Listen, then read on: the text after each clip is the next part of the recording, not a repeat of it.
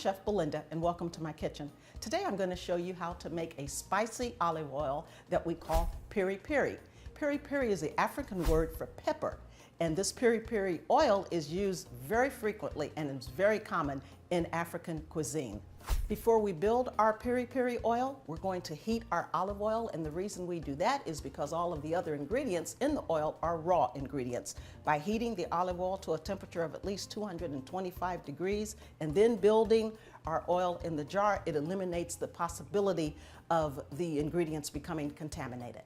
Before we start to build our Piri Piri oil, I want to point out one thing. When working with peppers, it is very important that you protect your hands and also that you don't touch your eyes while you're working with them. Today, because of the Scoville scale, that means the heat index of the peppers I'm using, I'm wearing 2 pair of vinyl gloves. And the ingredients that we're using today, we're going to use a red dried chili. That can be a Thai chili, it can be a bird chili, whatever dried chili, dried red chili you can find, that's what you want to buy. And we've just crushed those a little bit. Crushed bay leaf, dried oregano, whole peppercorns, halved serrano peppers, and fresh thyme. And then this is our heated olive oil that we're going to finish it off with. I'm going to put the equivalent of about 8 whole of the red chilies into our jar. The seeds and all, that's fine, that just gives it more heat. So don't be afraid of the seeds. If you like your spicy oil a little less spicy, then you may want to consider taking the seeds out. Put a little bit of our bay leaves in there. If it helps, you can always use a funnel to pour these ingredients in there. It makes it a lot easier and faster to do it that way.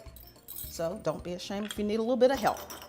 I'm going to put about 4 sprigs of thyme and 2 halves of the serrano peppers.